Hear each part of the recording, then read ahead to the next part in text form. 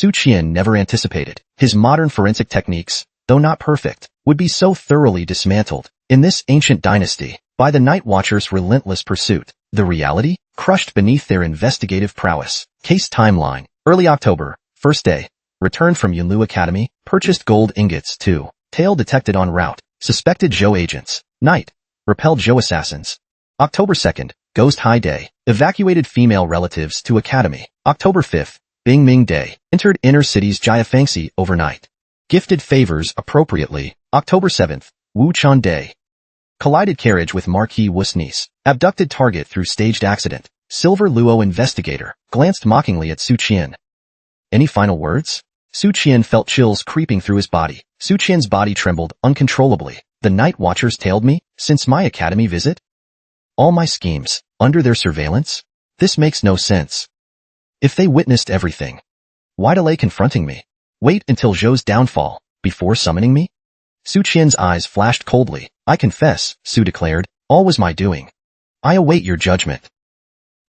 The Night Watchers exchanged glances. Li Yuchen broke silence. Su Qian clever indeed. That was a test. Had you faltered under interrogation, or cracked under evidence, real punishment awaited. Now you receive an invitation. Zus mind reeled. Li continued. At Tiger Tooth Hall, I recognized your talent.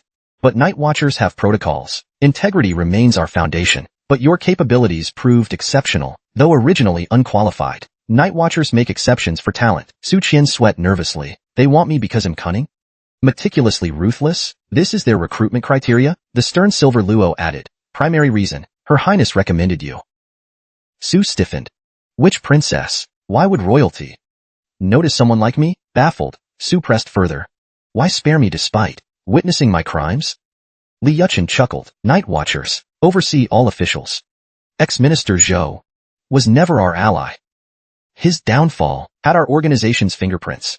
Zhou was doomed regardless. Your scheme merely accelerated the inevitable. Li turned to his colleague. Silver Luo Sunper our agreement. This recruit is mine. You may leave. Sun remained seated, smirking at Su. Choose wisely. Li's team. Or mine. Our ranks equal, but he's rigid. His subordinates barely survive. My bronze gongs afford inner city manners. Within 3 years. Zus eyebrows rose. Capital real estate in 3 years? Tempting, but dangerous. Su declined tactfully. During the tax silver case, Li granted me redemption. I owe him this loyalty. Silver Luo's son stood slowly. Your loss, boy. Silver Luo's son exits, muttering. Gratitude becomes you. Li Yuchen formally inclined his head. I am Li Yuchen, your new superior. Address me as chief, or Officer Li if that suits. Should I call him Brother Chun? Li continued sternly. My team acts with clean conscience. Remember this axiom. Night Watchers hierarchy ascends thus. White cloaks, temporary personnel, bronze gongs, full agents requiring at least mid-refinements. Silver Luo command 20 squads. Golden Luo, 10 nationwide. Answering directly to Duke Wei. Our sacred duties. Oversee officials. Safeguard the capital. Li's gaze sharpened. You stand at refinement stage's peak. 2 advancement paths. Meritorious service. Or 400 taels 4. Heavenly gate ascension. 2 paths forward. Gradual merit accumulation. Or 400 taels for immediate breakthrough. Su chose instantly. The ritual. Li arched an eyebrow. Unexpected resources. Kaiwai's loan saves me again.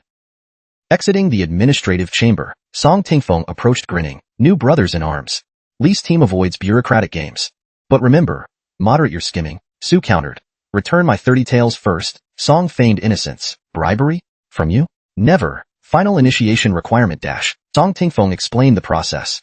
3-fold aptitude assessment. Martial prowess. Mental acuity. And integrity evaluation.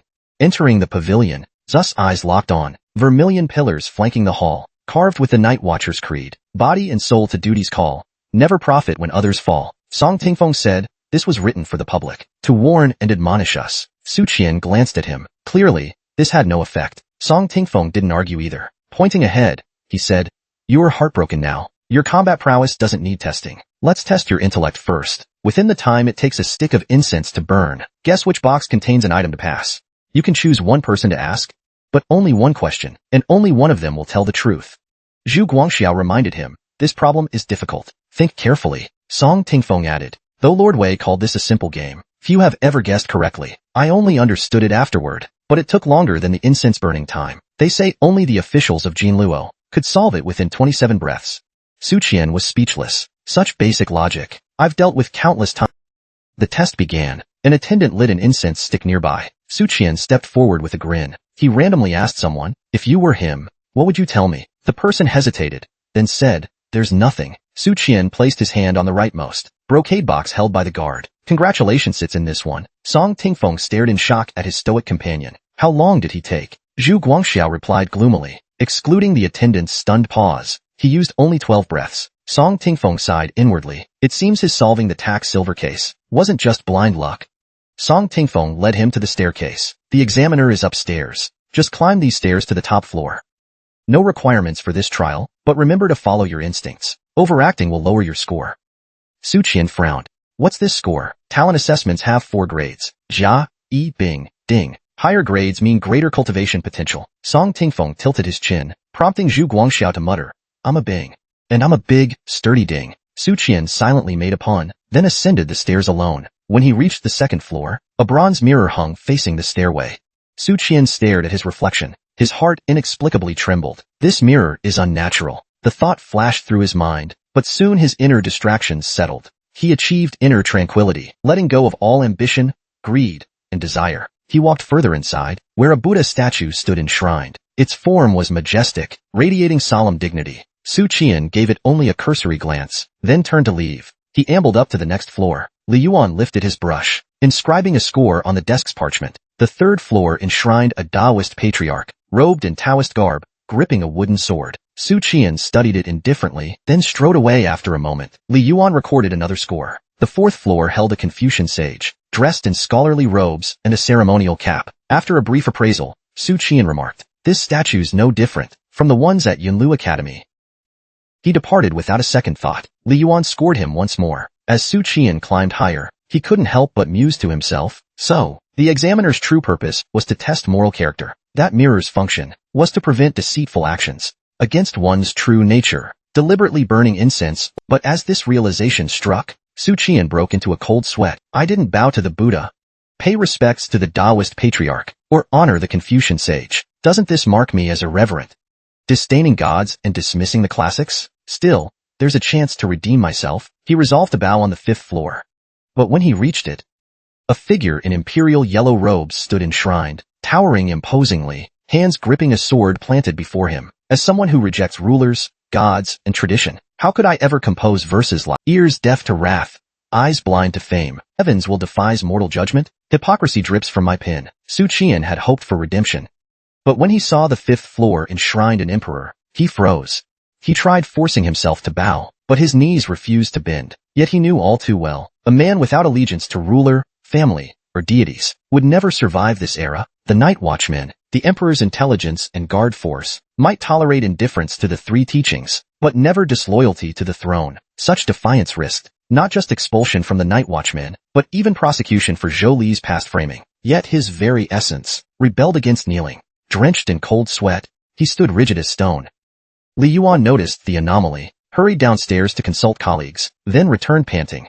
To Su Qian, he announced, "I've conferred with the examiners below. Lord Wei decreed when establishing this trial, those who bow to none.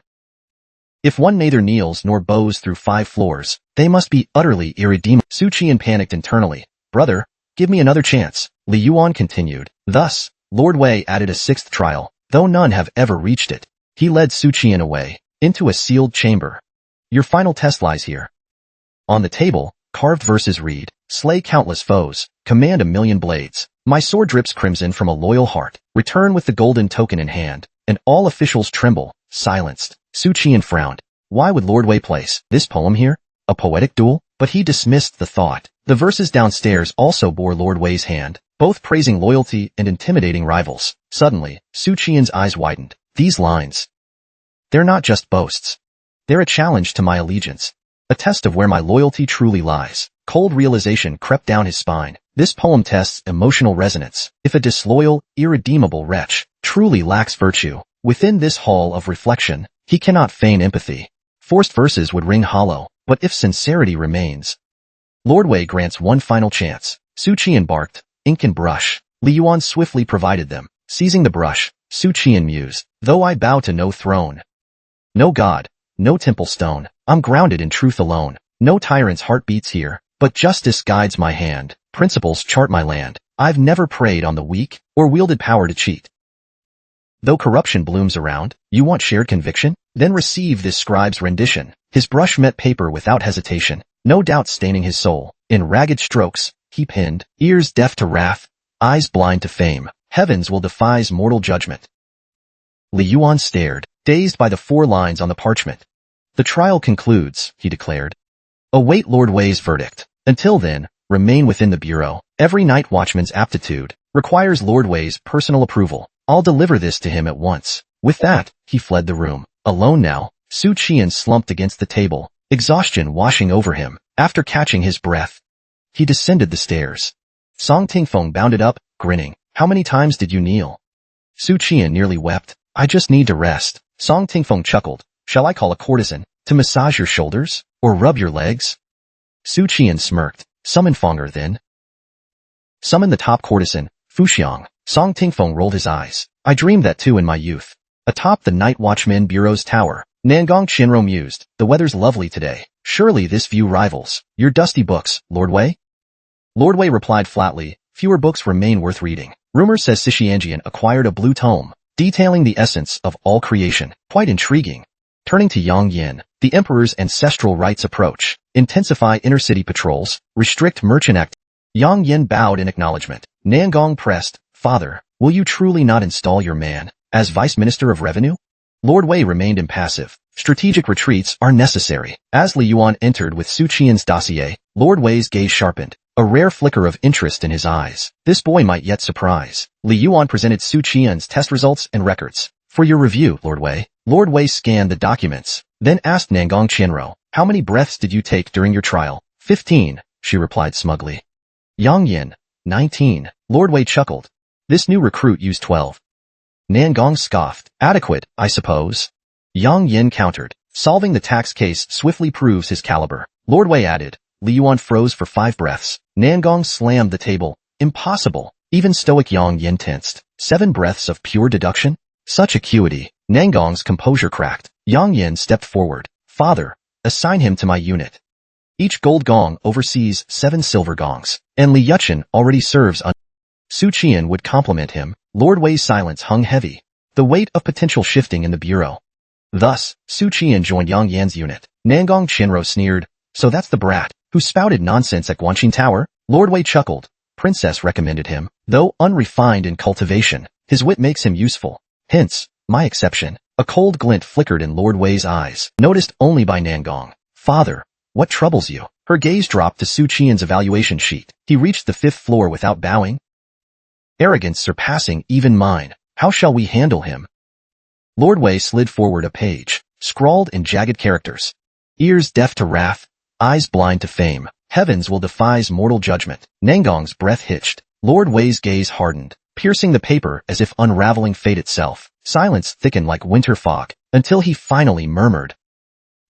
The heavens watch closely, and fools rush where angels fear. A storm brews in this one. Lord Wei fell silent, contemplative. Nangong scoffed, ears deaf, eyes blind. Yet he serves the throne. The boy's arrogance knows bounds. Lord Wei replied mildly. Debate him yourself when he ascends to Gold Gong. Nangong blinked. You believe he'll rise that high? The 3 teachings bind their followers. Scholars to virtue, mystics to fate. Martial artists, they thrive on defiance. I despise their brute force disruptions, yet cannot deny. The wilder the spirit, the sharper their ascent. To overturn heaven and earth, one must first unchain their heart. Defiance makes the warrior. Compassion forges the hero, and the greatest heroes serve kingdom and people as one. With a flourish, he inscribed Su Qian's grade, Jiath highest mark. Nangong stared, speechless. Yang Yan's lips twitched a rare smirk. Lord Wei's brush hovered, ink dripping like unspoken prophecy. Since the Night Watchman's founding, few have earned the Jia grade. In a bureau chamber, Li Yuchen pointed to a wooden tub. Strip and sit inside. Su Qian's pulse quickened. Refinement begins. Li Yuchen eyed him. Virginity intact? Su Qian nodded, then asked. You're at the divine reflection realm. Next is bronze skin iron bones, yes? Terrible name. Why not Vajra strength? Li Yuchen sighed. Buddhism claims a Vajra for their 3rd rank. Su Qian pressed. Among cultivation paths, which is strongest? Li Yuchen snorted. Each claims supremacy. Typical. Su Qian smirked. But all agree on one thing. Warriors are deemed crude, unfit for refined circles. Su Qian muttered.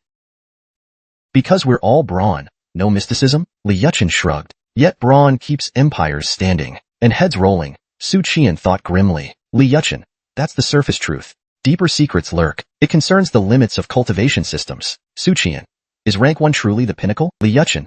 Not entirely. Before the sage's era, cultivation realms lacked clear divisions. The sage codified 9 ranks in his twilight years, yet excluded himself from this system. 4 others transcend mortal ranks. Ancient gods, and the Buddha. They're called the undying eternal, unbound. Su Qian frowned. But the sage died at 82. If immortal, why perish? Li Yuchen's voice lowered. Legends omit truths. Some say he chose mortality, to anchor humanity's path. Su Qian scoffed.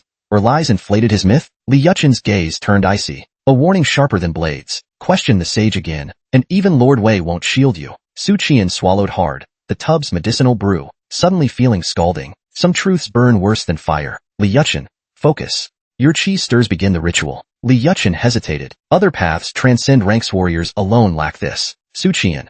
So warriors are deemed lesser? Li Yuchen.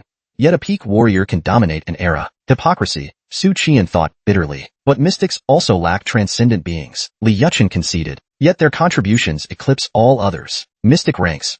9th healers, saving lives with miraculous hands. 7th geomancers, guiding nobles and commoners in burial rites. 6th alchemists, propelling society through transmutation. Song Qing stands paramount, pioneering life-extending elixirs. Su Qian interrupted. While warriors bleed, mystics reap glory? Li Yuchen's jaw tightened. Balance demands both. The medicinal brew bubbled violently. Su Qian's skin flushed crimson. Qi surged through meridians like wildfire. Li Yuchen warned. Focus. Your body betrays you. Su Qian's mind raced.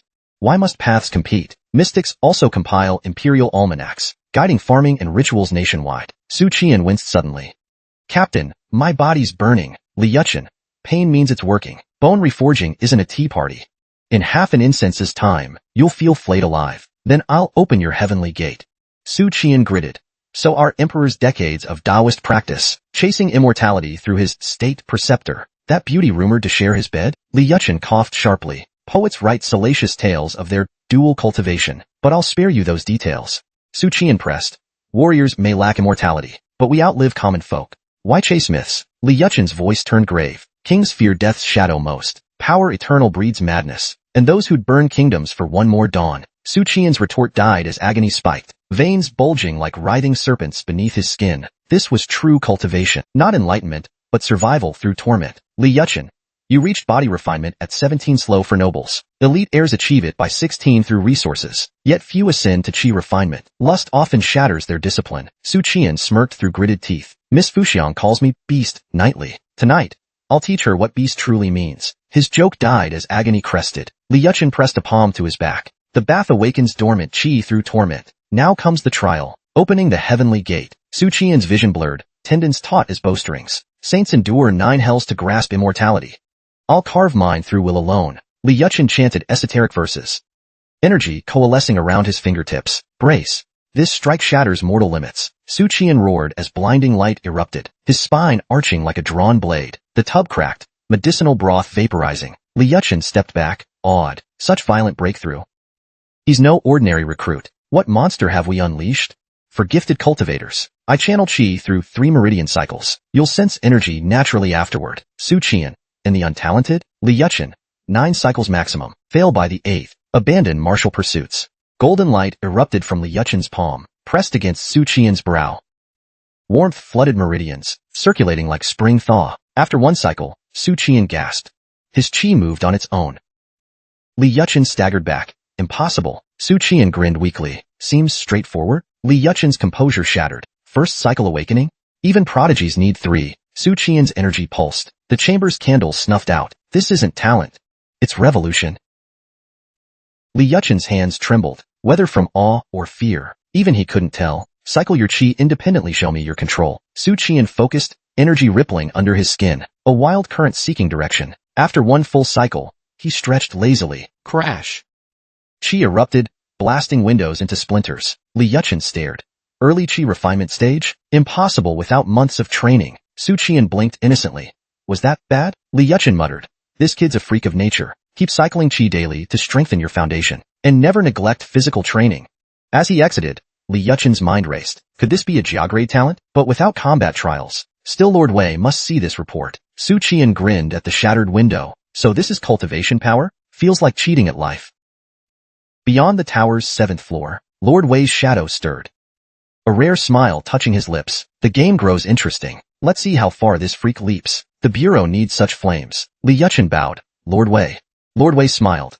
We were just discussing you. Congratulations on acquiring rare talent. Li Yuchen tensed. He already knows about Su Qian, but I've yet to report the single cycle. Lord Wei handed him a parchment. His evaluation. Guide him earnestly, but temper expectations. Treat him as any recruit. No special privileges. Li Yuchen's eyes widened. The document bore 2 characters. Jia plus. Impossible. Even gold gongs only merit Jia. Lord Wei's gaze sharpened. This one's different. His poem resonated with heaven's mandate itself. Li Yuchen's hands trembled. Remember this stays.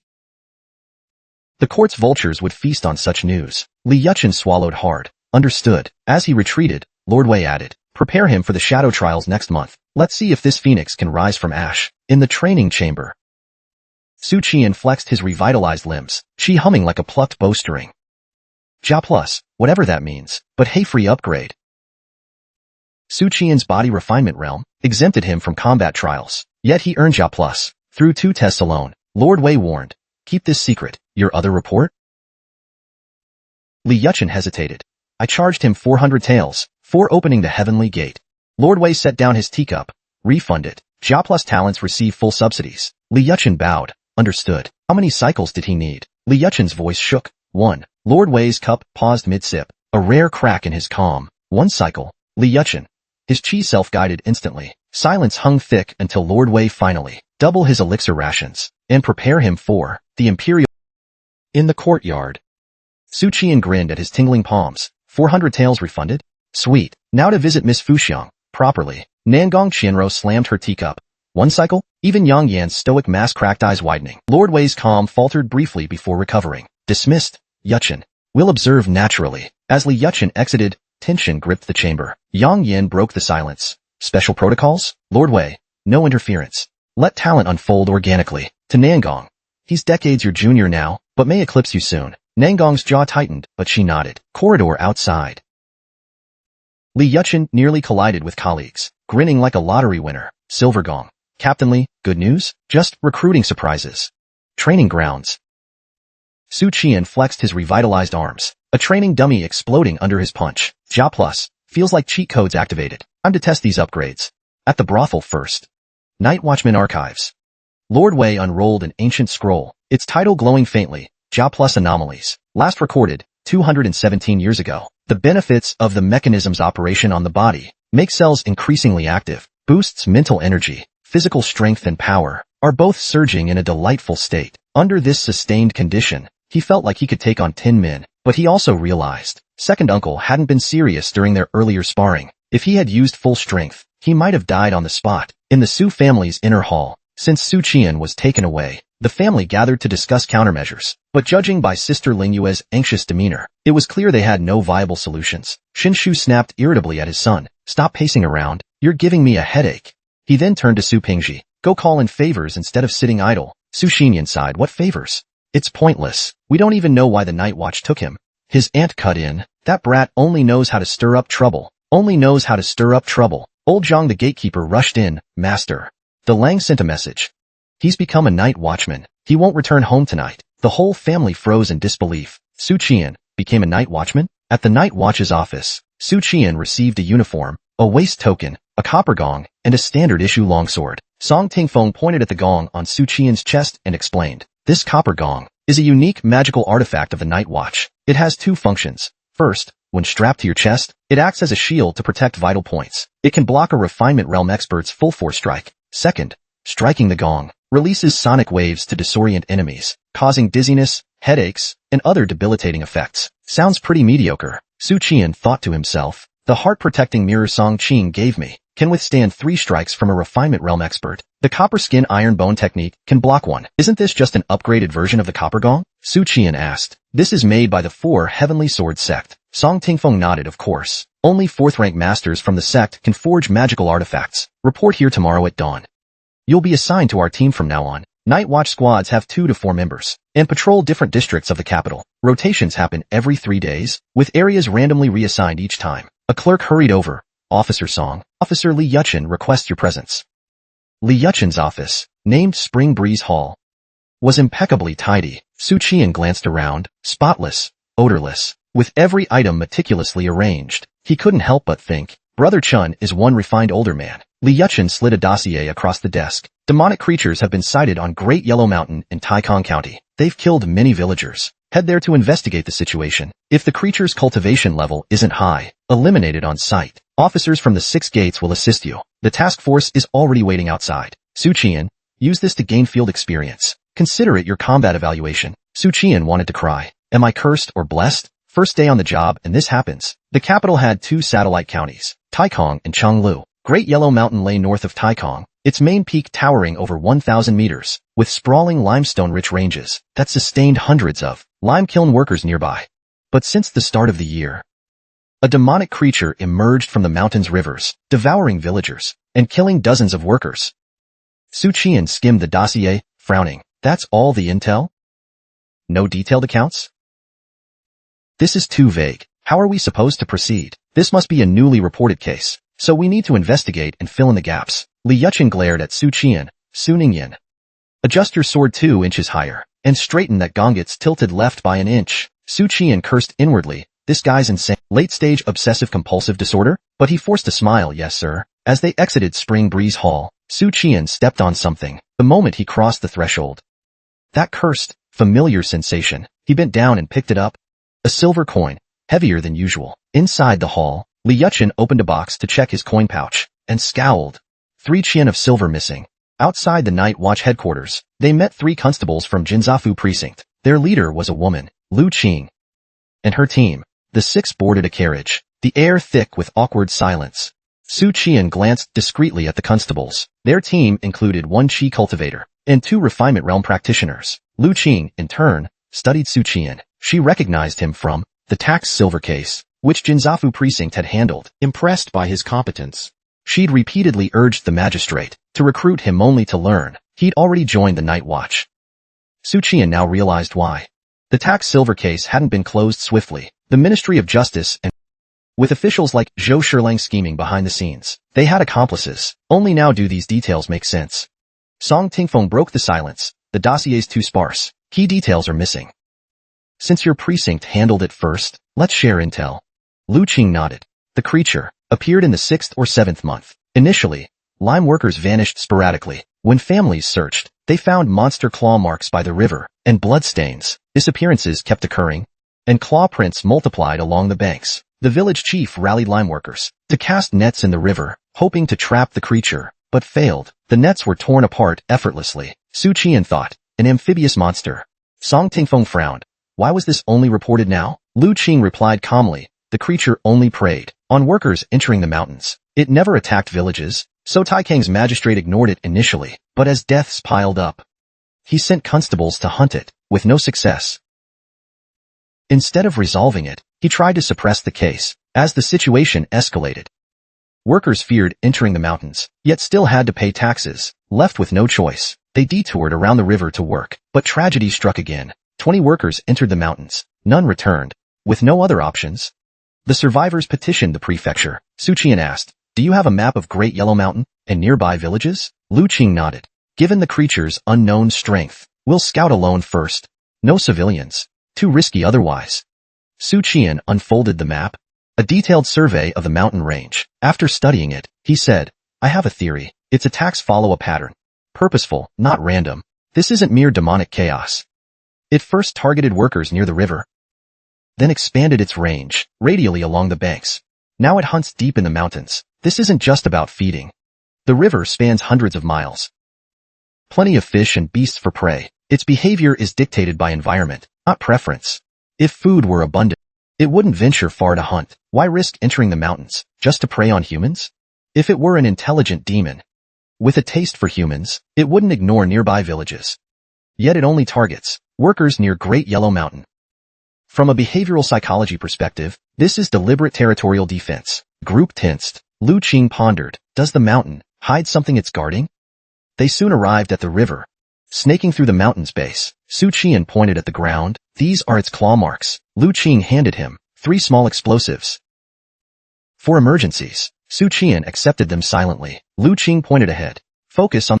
We'll toss explosives downstream. You take the upstream. Let's see if we can force the creature out. The Great Feng Dynasty strictly controlled gunpowder. Not only were its formulas classified, but the materials to produce it were entirely monopolized by the imperial court. Even night watchmen and constables, like Lu Qing's team, knew little about its exact composition, barely pieced together through trial and error. Both teams lit the explosives and hurled them into the river. Muffled booms reverberated underwater, sending towering columns of water skyward. The group on shore stood poised for battle, ready to strike the moment the creature surfaced. But as the ripples subsided, the river returned to stillness. No monster emerged. Su Qian sighed. If only we had adepts from the 4 Heavenly Sword sect. They'd pinpoint the creature in seconds. Song Tingfeng snorted. Those adepts are nobler than us night watchmen. They answer only to the emperor. Don't expect their help for minor cases like this. Su Qian smirked, recalling the sect's aloof white-robed adepts. Noble, huh?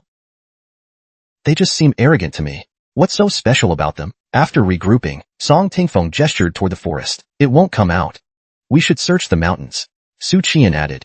Start with the limestone quarries the workers used. Soon, they reached the main peak's mining area.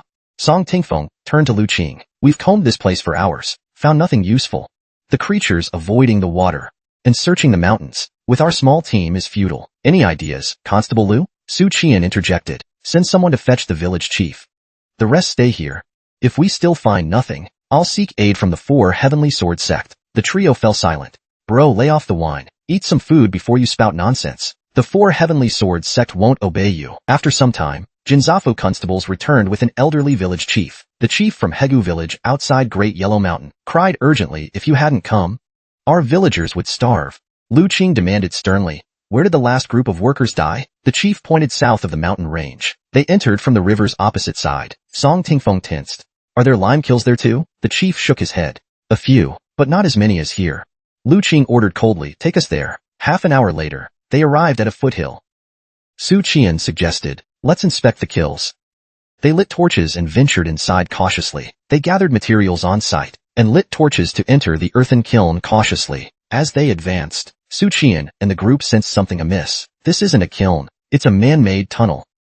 Song Tingfeng muttered, no kiln needs to be this deep. They were digging for something else. The walls lacked soot marks typical of lime burning. Lu Qing glared at the chief. Explain this. The chief stammered. I don't know. Su Qian crouched, inspecting white or on the ground. This isn't limestone.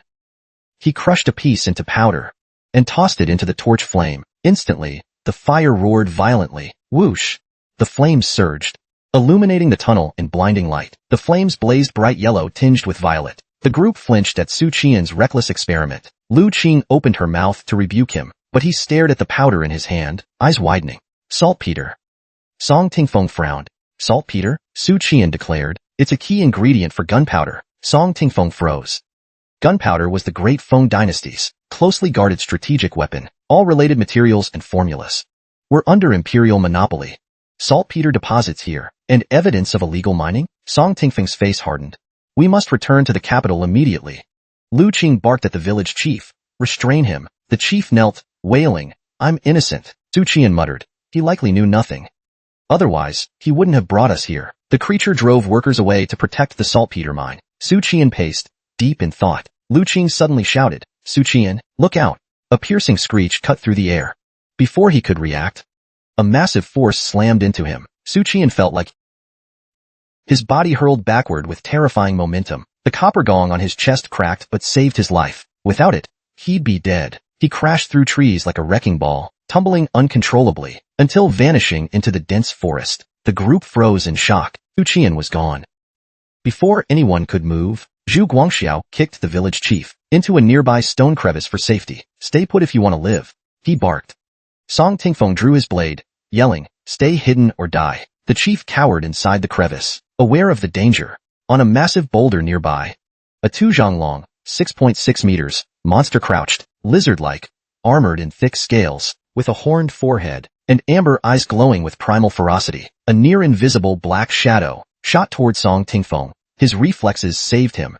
He arched backward, barely dodging a heart-piercing strike. Lu Qing leaped forward, her broadsword slashing at the creature's tongue, only to discover it was armored with scales. The monster recoiled with a guttural roar, its amber eyes narrowing in fury. Su Qian's distant crash echoed through the forest, his fate unknown.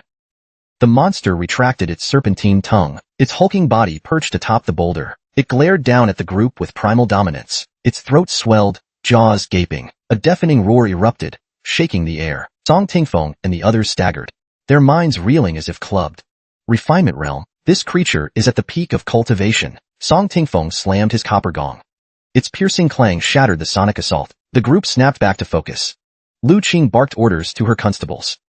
Crossbows on its eyes, jaw, and mouth soft spots. Song Tingfeng threw his gong to Zhu Guangxiao. Suppress it head-on. Stay sharp. Zhu Guangxiao gripped the gong, steeling himself for the clash. The monster coiled, ready to strike again. Song Tingfeng's mind raced with worry. The gong can block one full-force refinement realm strike. Su Ningyan. His heart might have been crushed. That poor kid, retired on his first day. Suppressing grief, Song Tingfeng charged from the flank, blade aimed at the monster's scaled underbelly. The creature whirled, tongue lashing out. Zhu Guangxiao struck the gong first. The sonic pulse staggered the beast, allowing Song Tingfeng's qi-infused blade to slash upward. A crescent of sword light arced toward its horned head. Clang! The monster tanked the blow with its armored forehead, then whipped its spiked tail like a scorpion's stinger. Song Tingfeng was flung backward, crashing through shrubs. Seizing the opening, Lu Qing lunged, her blade aimed at the creature's amber eye. Lu Qing stabbed at the monster's abdomen, but it dodged with uncanny foresight. Even Lu Qing felt powerless against such a foe. Refinement realm warriors, or demons, possess overwhelming spiritual awareness, radiating their consciousness to perceive every movement within their domain. Ambushes, traps, or lethal strikes. None could escape a refinement realm being's senses. This was the realm's divine advantage. Suddenly, the monster rolled violently, leaving the group baffled and hesitant. They paused, weapons trembling in uncertainty. Meanwhile, in the forest, Su Qian clutched a poison crossbow bolt. Steadying his aim, he fired. The bolt whizzed past the creature's scaled hide. Ambushes are useless against refinement realm monsters. Patience is our only hope now. Let Song Tingfeng's team exhaust the creature to dull its spiritual senses. Then I'll strike with this artifact that can kill refinement realm beings. Lu Qing moved like a panther, her long legs propelling her. With a fierce shout, her blade finally plunged into the monster's abdomen. Blood coated the steel as the creature roared in fury. Its horned head whipped downward, a shadowy tongue lashing toward Lu Qing like a spear. She foresaw no escape, but a figure tackled her, rolling them both sideways. Su Qian growled, "Does working this hard come with a raise?" Lu Qing blinked in shock. "You're alive?"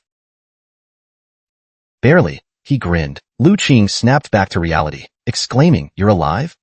Su Qian grinned weakly, "Almost died back there, without Song Qing's talisman. That copper gong alone wouldn't have saved me. Would have died a virgin, what a tragedy." Before Lu Qing could retort, the monster's spiked tail slammed toward them. She grabbed Su Qian, rolling them both aside. As the tail carved a deep trench where they'd lain, unaware of their proximity, Lu Qing's face hovered inches from Su Qian's lips. He smirked. "We're even now." Her breath hitched, heart pounding wildly. Before scrambling off him, cheeks flushed, Song Tingfeng shouted, "Less flirting, more fighting." Zhu Guangxiao and Song Tingfeng brightened at Su Qian's return. Su Qian pulled out a vial of Shirgu poison. "Apply this to your blades." Song Tingfeng frowned. "Where'd you get this?" Before he answered, the monster's tongue lashed toward him. Song Tingfeng turned too late to dodge. Lu Qing intercepted, her poisoned blade slicing the creature's tongue. The wound immediately blackened, festering with rot. Lu Qing gasped, "The poison works." Su Qian smirked, "Told you." The monster recoiled, hissing in agony, its amber eyes blazing with fury. Su Qian barked, "Now's our chance, attack." The team lunged in unison, blades glinting with venom. Creature thrashed wildly, but its movements slowed, the poison taking hold. The monster panicked, its tongue lashing toward Song Tingfeng. But this time, Song Tingfeng dodged with practiced ease, gathering all his strength. He slashed the monster's scaled flank. The creature roared in agony as Zhu Guangxiao lunged upward, his sword carving a deep gash across its belly. Enraged, the monster thrashed, its tail smashing Zhu Guangxiao's ribs with a sickening crack. Before it could recover, Su Qian and Lu Qing struck again, their blades sinking into its abdomen. Blood erupted, drenching the battlefield. The monster collapsed, heaving labored breaths, its amber eyes dimming. Then, its throat bulged ominously, but Su Qian's team was already poised to strike. They retreated swiftly, avoiding its tongue strike. But the monster seized the chance to flee, crashing through the forest like a battering ram. Trees snapped in its wake, clearing a chaotic path toward the river. Lu Qing shouted, "Don't let it reach the water. If it dives in, we'll lose it." But the creature's desperation outpaced them. Just as it plunged into the river, Su Qian leaped into the air. Pulling out a modified crossbow, he fired a glowing bolt at the rippling water. Boom! The river erupted in a blinding explosion, sending shockwaves across the surface. Before anyone could react, crimson blood bloomed underwater. The group froze, stunned. Su Qian lowered the crossbow, panting, "Got it." A two-zhonglong monster floated to the river's surface. The group stood frozen in disbelief. Victory had come abruptly. Lu Qing turned slowly, staring at the young night watchman. He predicted its underwater trajectory and pierced its brain mid-motion. This instinct is terrifying. Su Qian shrugged under her gaze. Beginner's luck. They hauled the carcass ashore. The village chief, emboldened, kicked the corpse and cursed viciously. Su Qian pulled him aside. "When was the southern quarry mined?" The chief stammered. "Old kills from years past. Not much limestone there." Remote and rugged terrain. Su Qian's eyes narrowed. "Abandoned years ago. This old man doesn't know when it was expanded like that." Su Qian pressed. "Did anyone frequent that area?" The chief shook his head. "Dead end. Return to the village. The prefecture will summon you later." As they departed, 3 horses dragged the monster's carcass along the forest path. Song Tingfeng rode alongside Su Qian, grinning slyly. "Constable Lu seems impressed by you." Su Qian raised an eyebrow. "Your point. She's renowned in the capital's 6 gates. Unmarried, sharp-tongued, and notoriously aloof." Su Qian smirked. "Every man dreams of being the first to tread an untouched path." Song Tingfeng snorted. "Lu Qing is considered a leftover woman in this era." Su Qian smiled. "Then you should work harder." Song Tingfeng sighed and shook his head.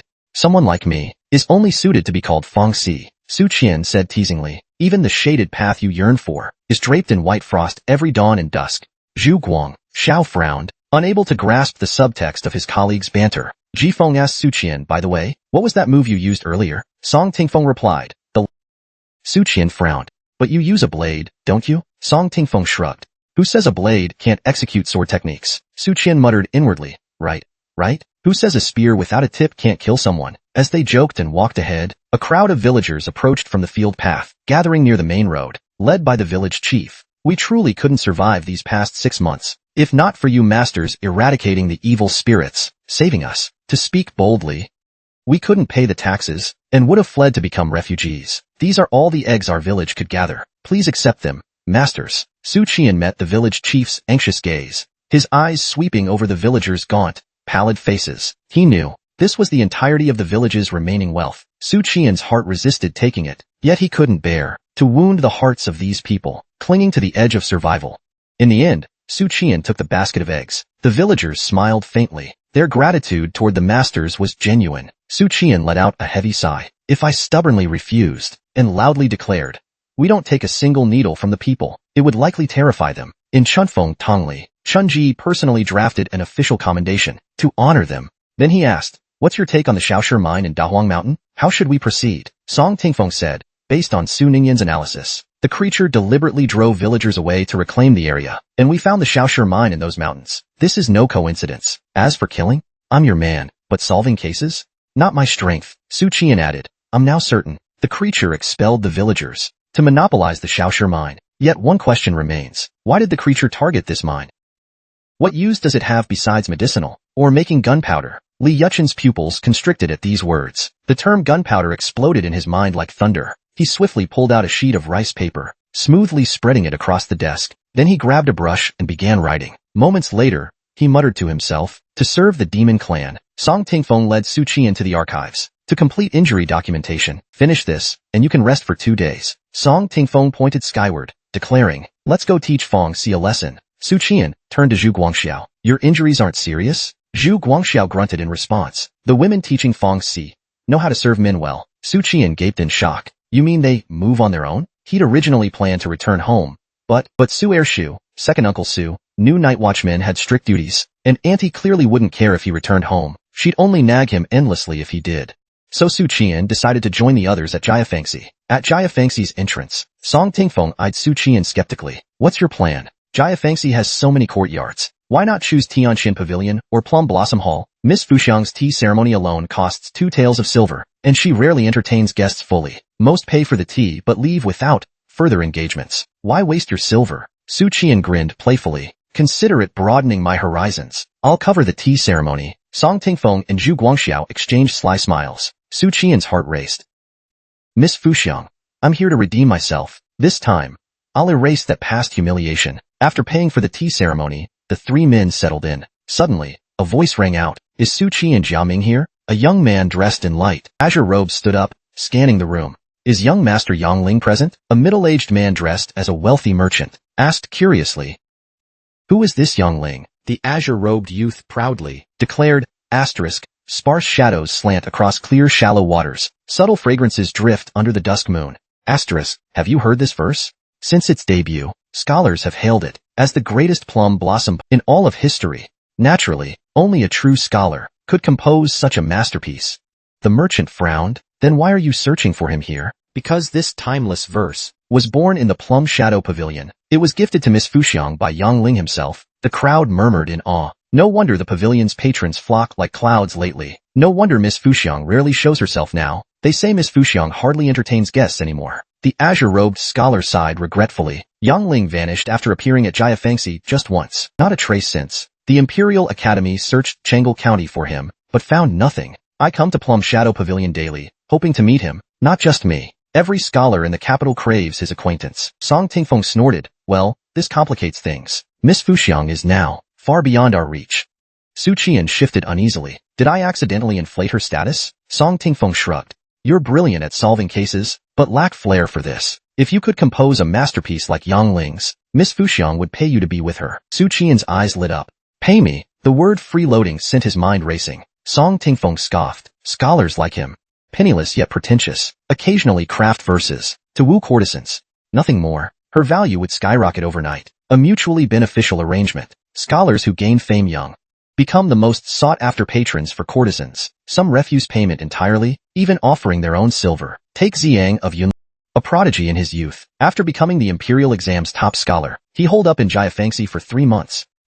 As the two continued drinking and sharing insights, a maid serving drinks spotted Su Qian. After staring at him for a few seconds, she abandoned her duties and rushed out in excitement. Moments later, the lavishly dressed courtesan made her entrance. Every guest's breath hitched. Miss Fuxiang's gown clung to her curves with precision, elegant yet subtly alluring. Su Qian noted her refined attire, far more polished than during their first meeting. Her demeanor balanced grace and restraint, avoiding any hint of vulgarity. She's clearly upped her game, Su Qian mused. Miss Fuxiang's sparkling eyes swept across the... Pausing briefly on Su Qian, Song Tingfeng gasped. She glanced at me. Zhu Guangxiao retorted. No, me. Su Qian stayed silent, knowing the gaze was meant for him alone. Not you two clowns, he thought smugly. Miss Fuxiang then performed a dance, leaving the guests spellbound. Su Qian sighed. With a figure like that, if only she danced to ultimate bliss for me. After the dance, she drank a cup of wine. Her cheeks flushed and excused herself. Su Qian lingered on the memory, muttering, if only I could stay the night. His colleagues jeered. Su the Toad dreams again. As they mocked him, a maid approached. Young Master Yang, Miss Fuxiang invites you for tea. Song and Zhu gaped in disbelief. Since when are you Yang Ling? Su Qian waved dismissively, striding toward the courtesan's chambers. Meet me at the gate tomorrow at dawn. Don't be late. The room buzzed with stunned whispers. Tonight's spectacle was beyond their wildest hopes. Not only had they seen Miss Fuxiang, but also the legendary Yang Ling himself. In her warm, fragrant chamber, behind a silk screen, Su Qian soaked in a tub strewn with petals. Miss Fuxiang nestled close, murmuring, You've grown even more dashing, young master. Su Qian tilted her chin, smirking, If it pleases you, every change was worth it. Her cheeks flushed pink. You speak such sweet lies, she teased. Last time, you held me all night and did nothing. Do I displease you? Su Qian pulled her into the water, whispering, I was weary then. His breath brushed her ear. Are you cold? She nodded coyly. With a splash, he drew her into the tub. Miss Fuxiang gasped, then laughed, her robes clinging to her skin. You're incorrigible. She scolded playfully, resting her head against his chest. She perched on Su Qian's lap, chatting idly while probing him for poetic verses. Though Su Qian was no scholar, His trove of memorized poems sufficed. Each line he recited left the courtesan breathless and flushed. Miss Fuxiang suddenly asked, "Have you heard about Lord Zhou's dismissal and exile?" Su Qian feigned ignorance. "Rumors only. Something about Marquis Weiwu's impeachment?" Miss Fuxiang lifted her gaze, eyes probing. "They say Lord Zhou kidnapped the Marquis's daughter, obsessed with her beauty."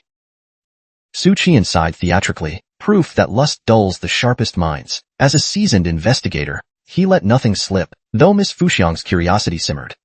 Her suspicions weren't certain, but the timing felt too convenient. Old secrets resurfacing, just as he'd shared Yang Ling's tale. Coincidence? She wondered. Zhou Li actually made a move on Marquis Weiwu's illegitimate daughter. I need to deepen her affection for me, make her truly loyal to me, before she spills my secrets to some official. Su Qian tightened his embrace, murmuring, "Watching your dance earlier stirred something in me." Years of laughter repeat.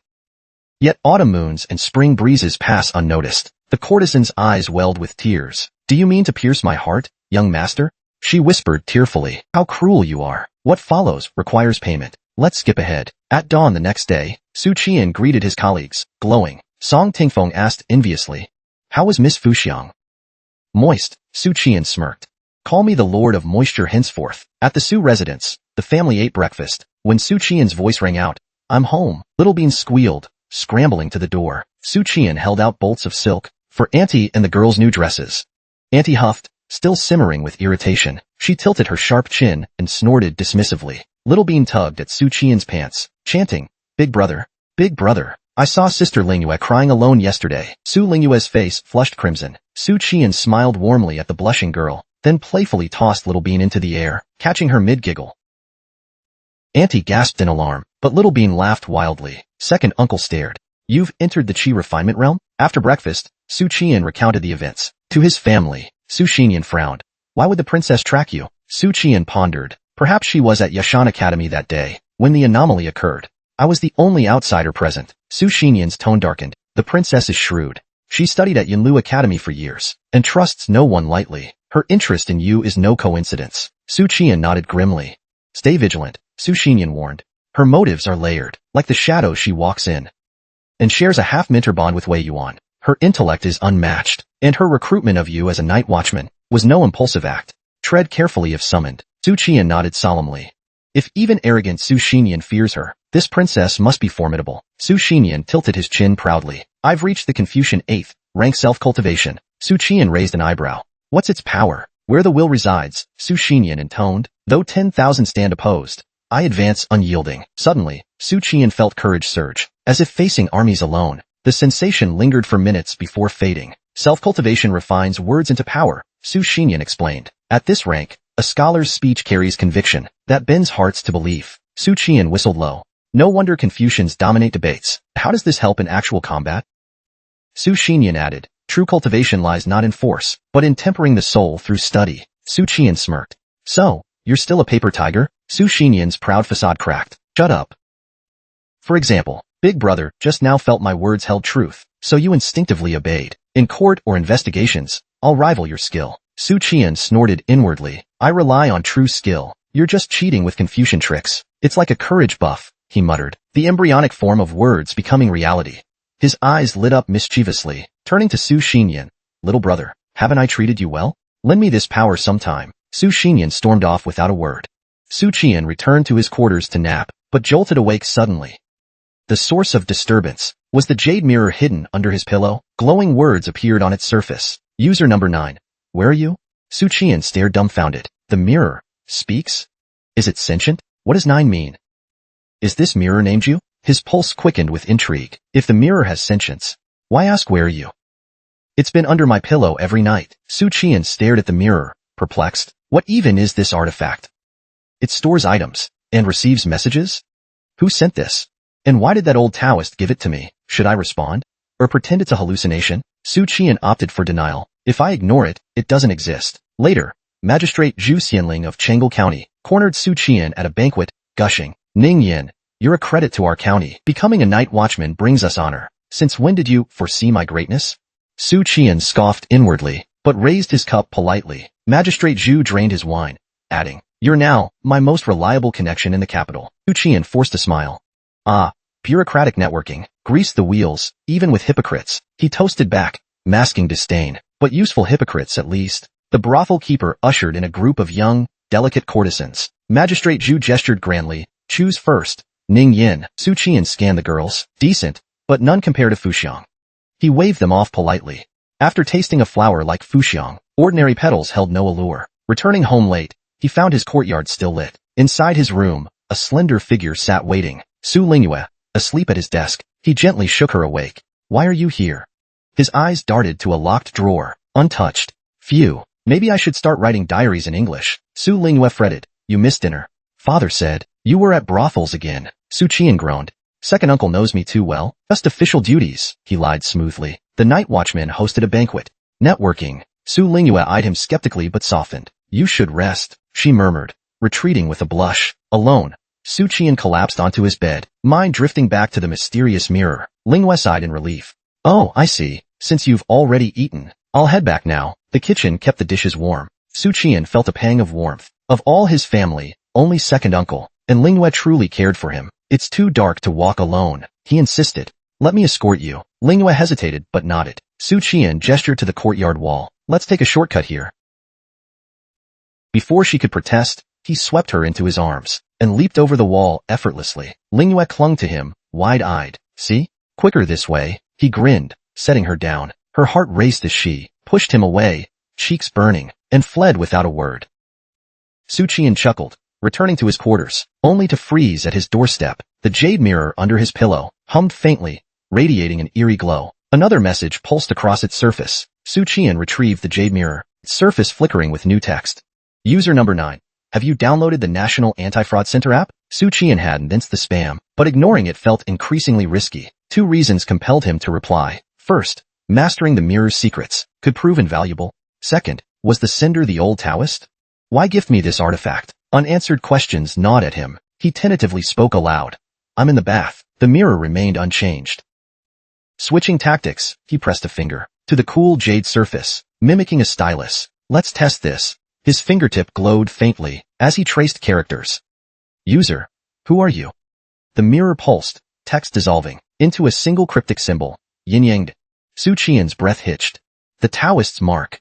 This mirrors no or write this sentence on the mirror. Something miraculous happened. Message sent by mirror code 3. Hee. While bathing, Su Qian fell into deep thought at this moment. Transmitting thoughts through touch. Does 3 represent the serial number of my mirror? The other party is 9. He also has a mirror.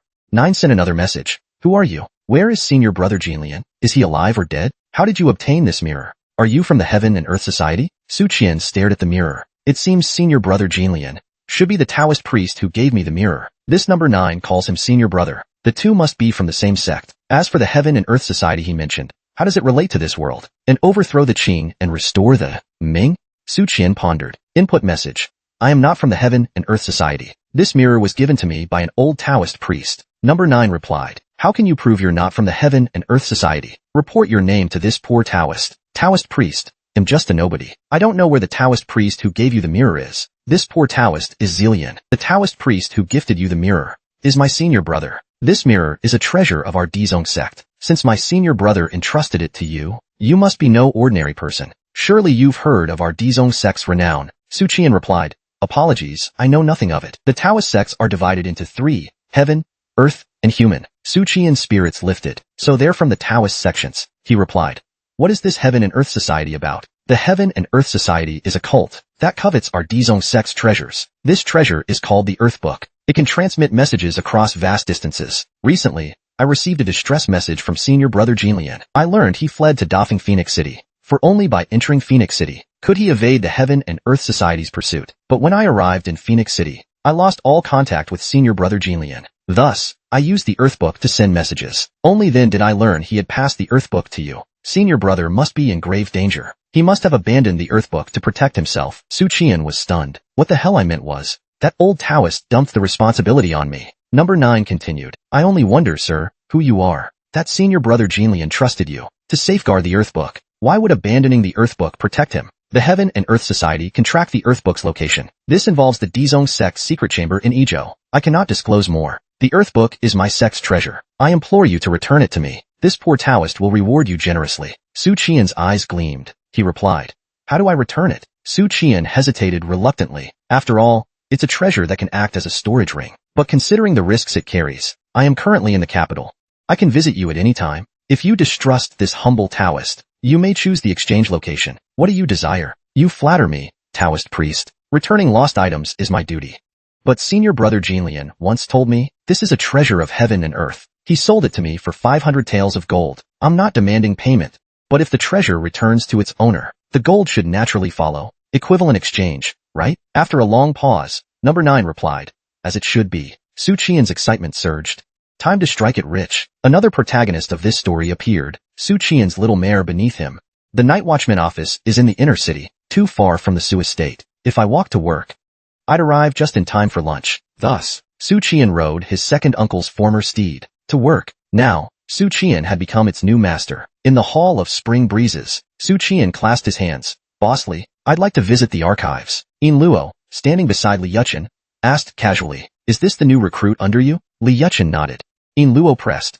What's his rank? Li Yuchen said flatly, below earth level. Yin Luo praised, not bad, not bad. The night watchmen need promising youth like him. Only then did Yin Luo glance at Su Qian. For any issues, report directly to Li Yuchen. The night watchman archives are divided into 4 sections. Categories A, B, C, D. Constables can only access Section D. Section D holds the largest volume of basic records. Higher level files are fewer in number. Su Qian began poring over Taoist records here. The origin of Taoism traces back to the Tao ancestor. The Tao ancestor's era is lost to history. Legends say he was an ancient sage who split his essence into the 3 pure ones. Yuanshi Tianzuan, primordial beginning. Dao Tianzuan, moral virtue. Lingbao Tianzuan, numinous treasure, harmonized heaven, earth, and humanity. Thus arose the 3 Taoist sects, heaven, earth, and human. The heaven and human sects are at odds like fire and water, each claiming to be the true Taoist orthodoxy. They'd gladly bash each other's brains out. The earth sect is the most unambitious, maintaining a low-profile, scholarly style. They seek neither fame nor profit. To outsiders unaware of their existence, it seems Taoism has only 2 sections. Their lack of ambition is almost pitiable. In this era, doctrinal conflicts are likely the greatest strife. The Dizong sect venerates Dao Tianzuan, cultivating immeasurable virtue. They wander the world, keeping a low profile, doing good deeds anonymously, harvesting virtue before departing. In a sense, virtue shares the same origin as luck, so that Dizong sect's old Taoist could discern my unique qualities, knowing I'm a lucky star, blessed by fortune, and shamelessly dumped this hot potato on me. Su Qian's urge to strangle Jinlian intensified. Aren't you supposed to cultivate virtue? Why do such shameless deeds? His thoughts spiraled. Is my bizarre luck also a form of virtue? But the Su family's ancestors were commoners for 18 generations. Only my second uncle's generation saw slight improvement. 2 brothers swinging kitchen knives at power lines, sparking chaos like reckless fools. Few good deeds done, but countless enemies slain on battlefields. The archive keeper brought hot tea and remarked, Sir, are you researching the human sect? Su Qian countered. The human sect? Li Yuchen chuckled. Don't you know? Our imperial preceptor is from the human sect. The current Taoist leader, Commander Wei, despises that female Taoist. Su Qian's eyes widened in realization. I'd only heard the emperor obsesses over Taoism, seeking immortality, and crowned a celestial Taoist nun as imperial preceptor. Turns out she's from the human sect. The capital is like a tiny pond, yet it teems with flood dragons, astrologers of the Sishianjian, the Taoist human sect, night watchmen, Confucian scholars from Yunlu Academy, Dafeng's military, imperial court, and civil official factions. No wonder number 9 said the Heaven and Earth Society wouldn't dare enter the capital. Try entering. Try and see what happens. Su Qian smirked. Fetch me more records on the Heaven and Earth Society. And the Earth Book, do you know of it? It's a heaven and earth treasure. Also, how do I apply to access sections A, B, or C? The Yuan answered formally. Sections B and C require golden gong and silver gong clearance. As for section A, you'll need Commander Wei's written permission, but the files you seek on the Heaven and Earth Society and Earth Book are in section D. The Heaven and Earth Society is just a Jianghu group, and the Earth Book is a mythic ancient relic. Neither is classified. I'll check the manual for their location. Soon, Li Yuan returned with the files. The Jianghu has countless factions. Some engage in gray market activities, but remain compliant, yielding to imperial authority. A few deeply rooted factions defy the court's orders, yet their presence helps stabilize their regions. They even suppress bandits voluntarily. The Heaven and Earth Society is one such obscure Jianghu group. Its earliest records date back 6 decades, when drought in Yunzhou drove refugees to banditry. Local Jianghu forces allied with the court to quell the chaos. the Heaven and Earth Society among them. Su Qian had assumed he could trade the Earth Book for a hefty sum, but now realized he'd stumbled into a scam operation. Not only did he gain nothing, he nearly lost his life. He kept digging into the Heaven and Earth Society's records. The Heaven and Earth Society seems somewhat righteous, but it might just be courting public favor. They're not an active organization. Records about them are sparse. Yet they drove a Dizong sect expert to flee to the capital, proving their vast, formidable influence. Such an organization evading the Night Watchman's intelligence is hardly surprising. Should I report this to Boss Li Yuchen to update the Night Watchman's archives? But if I do, my 500 taels would vanish. If a golden gong covets the Earth Book's power, they'd force me to surrender it to the state. Su Qian closed the files and opened records about the Earth Book. The Earth Book is an ancient treasure of untraceable origins. It's said to be a relic left by the enigmatic Tao ancestor. Such primordial artifacts are born of heaven and earth. Beyond mortal crafting, they share one common trait. They require blood binding. Su Qian scoffed. This old trope again? Always the same cliched rituals. He pulled out the jade mirror and placed it on the table. Partially unsheathing his blade, he pressed a fingertip to its edge. A crimson bead of blood welled up, dripping onto the mirror's surface. The blood lingered for seconds before the mirror absorbed it. Suddenly, Su Qian's vision blurred. A Hundun void replaced reality, revealing 8 glowing orbs suspended in chaos. These orbs symbolized other mirrors, with his own, 9 in total. Su Qian scanned them, searching for number 9's orb. Uncertain, he randomly selected one. The orb rippled like water, its glow spreading through the void. The chaos seemed to resonate. Su Qian felt dreamlike, until his vision cleared. He was back in the archives lobby. But this was no dream. After the blood-binding ritual, the jade mirror and he shared an inexplicable connection. Words slowly emerged on the mirror's surface. Don't trust number 9. Repeated thrice. Do not respond to him. The gravity sank in.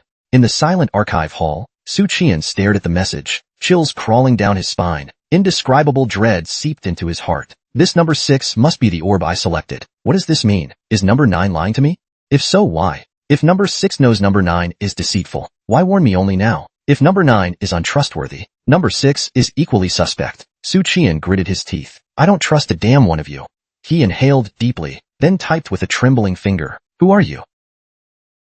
Why shouldn't I trust number 9? Are you from the Heaven and Earth Society? Number 6 replied, yes. Su Qian hesitated, then wrote, what did your earlier warning mean? The Earth Book belongs to the Heaven and Earth Society. Number 9 is from the Dizong sect, a group of ruthless, deranged fanatics. They're irrational. Cut all contact with them immediately. Your life is in danger. How do you know I've contacted number 9? Fragment number 3 was sealed by the Dizong sect, blocking its connection to our network. Moreover, the Dizong can use fragment number 9 to track number 3. That's why Senior Jinlian abandoned the fragment and gave it to you. Everything clicked for Su Qian. No wonder number 9 didn't rush me to return it, letting me choose the exchange location. And yesterday when I asked number 9 about the Heaven and Earth Society, when I asked if the Earth Book could track my location, he diverted the conversation. If I agree to the exchange, he'd ambush and kill me. If I refuse, he'd stall until he pinpoints my location. Su Qian's scalp prickled with dread. He cursed internally.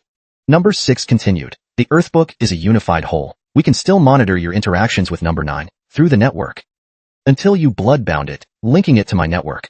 Return the Earth Book fragment to the Heaven and Earth Society. If you distrust me, I'll provide an address. Send it there through a proxy. Su Qian glared at the message, nauseated. My 500 taels of gold gone. Now he couldn't trust anyone. Number 6 might be just as treacherous, playing her own reverse scheme.